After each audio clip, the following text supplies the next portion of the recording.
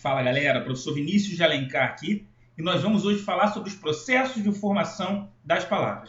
Até agora nós estudamos todos os morfemas, que são as unidades mínimas que formam a palavra.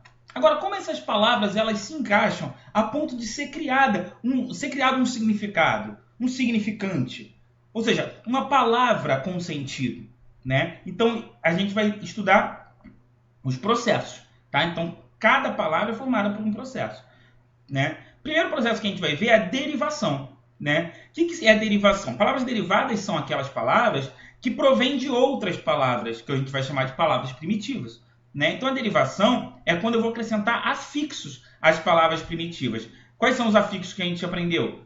Prefixos e sufixos, né? E assim vão surgindo novas palavras. Por exemplo, eu tenho aqui a palavra valor, a palavra primitiva. Eu posso colocar aqui um sufixo e eu transformo em valorizar. Eu posso botar um prefixo e um sufixo e formar desvalorização. Sapato, que é a palavra primitiva. Eu posso colocar um sufixo e virar sapataria. É uma palavra derivada. Percebe que eu estou formando palavras derivadas colocando sufixos e prefixos, ou prefixos. Né? Sapateiro, coloquei um outro sufixo aqui, criei uma outra palavra. Então, automaticamente, o que eu estou fazendo? Derivando palavras. Então, esse processo que faz com que eu inclua prefixos e sufixos aos radicais ou às palavras primitivas, eu vou chamar de derivação, porque eu estou derivando palavras delas, né? Governo, olha, governador. Então, criei aqui, botei um sufixo e formei uma nova palavra. Desgovernado, eu coloquei agora um prefixo e aí criei uma nova palavra. Coloquei também um sufixo, criei outra palavra, tá?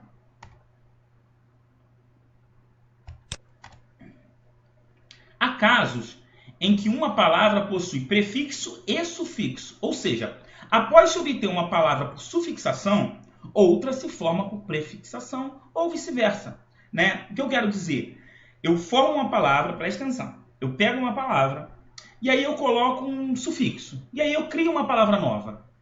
E depois eu vou e coloco um prefixo e ganha um outro significado. Os afixos entram um de cada vez. E eu vou criando novas palavras, né? Por exemplo, igual. Eu tenho a palavra igual, né? Se eu coloco o sufixo dade, eu formo igualdade, né? Então aqui eu já tenho uma palavra, né? Formada por sufixação. Dessa palavra igualdade, eu posso jogar um prefixo. Eu boto des, e aí forma desigualdade. Perceberam que eu coloquei um de cada vez, né? Coloquei um de cada vez. Olha isso aqui. Feliz. Eu posso botar felizmente, eu boto o sufixo mente e crio uma nova palavra. E depois que eu coloco o mente, eu posso colocar um prefixo e criar uma nova palavra. Eu coloco o in e aí eu transformo em infelizmente, né? O que aconteceu? Nesse caso, eu vou dizer que eu tenho aí uma derivação prefixal e sufixal. Tá? Então, o que é uma derivação prefixal e sufixal? Não pode confundir com a derivação parassintética que a gente já vai ver, né? A derivação prefixal e sufixal é aquela derivação em que eu coloco o prefixo e o sufixo um de cada vez. Isso quer dizer que se eu tirar um dos dois, eu vou ter uma palavra formada. Beleza? Vou ter uma palavra formada. Quando eu só coloco o prefixo, eu vou dizer que a derivação é apenas prefixal. Se eu coloco só um sufixo e não coloco mais nada, eu vou dizer que a derivação é sufixal. E se eu coloco os dois, um de cada vez, eu vou dizer que a derivação é prefixal e sufixal. Posso chamar isso também, a derivação prefixal eu posso chamar de prefixação. A derivação sufixal eu posso chamar de sufixação, tá? E aí a gente vai trabalhando com isso, incluindo as palavras, colocando os afixos e a gente vai ver como foi formado. Então, esse é o processo de derivação, tá? A derivação parassintética, ela é diferente. A derivação parassintética, ela vai entrar também o prefixo e o sufixo, só que ela vai entrar de maneira simultânea. O que isso quer dizer? Elas entram ao mesmo tempo. Quer dizer, derivação parassintética, que eu também posso chamar de parassíntese, quer dizer que se eu tirar o prefixo, eu não vou ter palavra nenhuma com sentido. Se eu tirar só o sufixo, eu não vou ter palavra nenhuma. Diferente da derivação prefixal e sufixal, que se eu tirar um dos dois, dependendo da situação, eu vou criar uma palavra com sentido. Tá? Por exemplo, na palavra infelizmente, se eu tiro mente, eu tenho a palavra infeliz, que também tem sentido, né? Que também tem o seu sentido. Agora, os parasintéticos não. Os parasintéticos não subsistem a retirada de um dos afixos. Você não tem como criar sentido com essas palavras. Olha os exemplos. Por exemplo, entardecer e enveredar. Se retirarmos algum dos afixos, teremos entarde, que não existe, tardecer, que também não existe, envereda, também não existe essa palavra, nem enveredar. Ou seja, palavras que não existem. Derivação regressiva.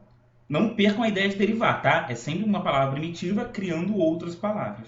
Então a gente já viu derivação prefixal, que é quando eu coloco um prefixo e crio uma palavra nova. Derivação sufixal, que é quando eu coloco um sufixo e crio uma palavra nova. Derivação prefixal e sufixal, que é quando eu coloco o prefixo e o sufixo não ao mesmo tempo, um de cada vez. E aí eu crio palavras diferentes. E a derivação parasintética, ou parassíntese, que é quando eu tenho que colocar o prefixo e o sufixo ao mesmo tempo.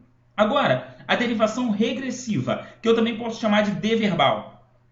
A derivação regressiva, eu vou retirar a parte final da palavra primitiva, que normalmente é um verbo, e eu vou obter, a partir dessa redução, uma nova palavra, normalmente substantivo de ação. Por exemplo, o verbo ajudar. Se eu tirar o final, o R, eu vou criar o substantivo ajuda, eu regredi. Né? Eu viro de verbo, eu transformo no substantivo de ação, ajuda. Atacar vira ataque. Buscar vira busca. Então, eu pego os verbos e transformo em palavras que determinem ações. Esse tipo de derivação é uma derivação regressiva. Derivação imprópria. Na derivação imprópria, não vai ocorrer nenhuma mudança na forma da palavra primitiva. As palavras continuam sendo escritas da mesma forma. Nada vai ser acrescentado nem suprimido, ou seja, eu não tiro nenhum pedaço e nem coloco pedaços novos. Só que vai mudar a classe gramatical. A palavra, em um contexto, ela pode ser um verbo, mas em uma outra frase, essa mesma palavra pode ser um substantivo. Né? É um recurso muito utilizado no nosso discurso cotidiano, no dia a dia. E também nos textos literários, ou seja, nas obras literárias, na nossa literatura, nos poemas, nas crônicas, enfim. Né? Deixa eu dar só um exemplo de derivação imprópria, né? Já que para a gente poder entender. Por exemplo, se eu falo assim, vou cantar pelo país. Vou cantar pelo país. Esse cantar é verbo. Né? Agora, eu posso falar assim, o cantar dos pássaros me faz feliz. Esse cantar agora ele não é mais verbo, agora é um nome, é o cantar. Né? Então agora esse cantar ele vira um substantivo. Então toda hora que eu, dentro de um contexto, eu altero a classe gramatical da palavra, eu vou chamar de derivação imprópria. Beleza? Agora vamos falar da composição. Tá? Então, derivações foram essas que a gente viu. Agora vamos ver as composições. Só vendo a diferença. Se uma palavra é formada por um radical, nós temos derivação. Se uma palavra é formada por dois ou mais radicais, eu tenho composição. Não é à toa que a gente chama os substantivos compostos. Você sabe o que? Porque tem aí duas palavras, né? Tem dois termos, né? Então, por isso que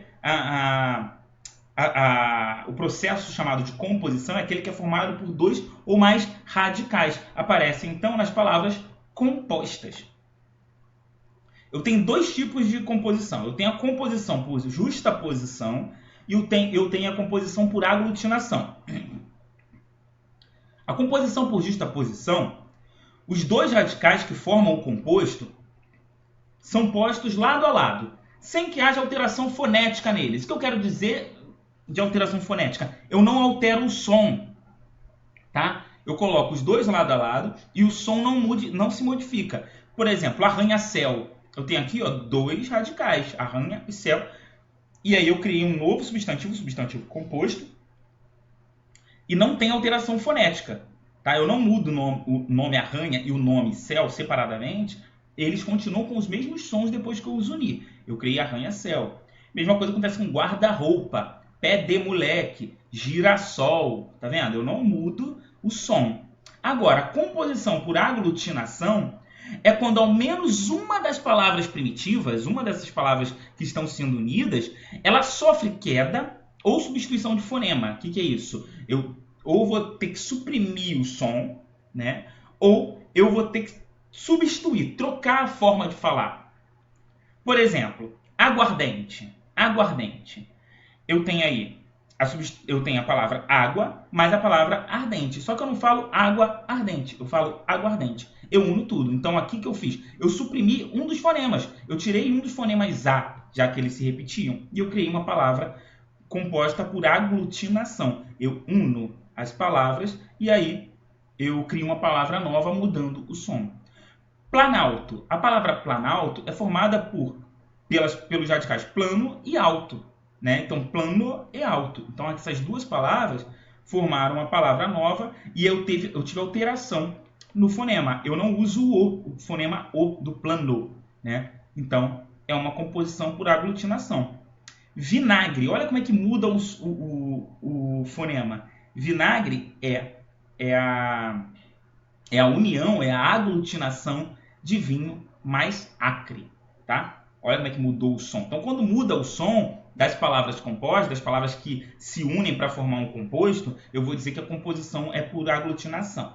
Se as palavras estão unidas, mas não tem alteração fonética, eu vou dizer que a composição é por justaposição. Vamos ver outros processos de formação de palavras que são mais simples.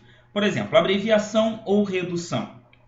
O que é isso? É quando eu vou eliminar, consiste na eliminação de um segmento de uma palavra, a fim, que faltou aqui, desculpa, a fim de se obter uma forma reduzida. Tá? É quando eu diminuo a palavra. Por exemplo, quando eu falo um microcomputador, eu chamo apenas de micro. Né? Quando eu falo transporte metroviário, eu chamo só de metrô. É uma abreviação ou redução. Siglonimização é quando eu crio siglas. Né? Trata-se da combinação de letras iniciais de uma sequência de palavras. Então, Detran, OTAN, né? CPF são siglas. Onomatopeia. Onomatopeia é quando eu formo uma nova palavra por meio da imitação de sons. Ó, nhen, nhen, nhen, nhen, nhen, nhen, nhen, nhen. Tem aqui algumas, né? Quando eu falo au, au, miau. Então aparece muito isso nas histórias em quadrinhos, né? São as onomatopeias, tic-tac. Neologismo é quando eu vou tratar do acréscimo de significados a determinadas palavras sem que elas passem por qualquer processo de modificação formal. Ou seja, neologismo é a nova palavra. É quando eu crio palavras, invento palavras para poder explicar alguma coisa. E aí, como ele não é formal, ou seja, não está na regra, eu vou dizer que houve um neologismo. Eu criei uma palavra nova. Né? Empréstimos linguísticos. Né? Trata-se da incorporação de palavras provindas de línguas estrangeiras. Eu também chamo de estrangeirismo. Né? Por exemplo, o arroz é uma palavra árabe. Eu não mudei o nome. Ela continua sendo chamada arroz, mas é uma palavra árabe. Ela veio do árabe. Né? O hibridismo é quando eu vou combinar palavras de línguas diferentes para formar palavras. Por exemplo, automóvel. Né? Automóvel. Né? Que eu tenho de duas origens diferentes. Tá? Gente, é isso.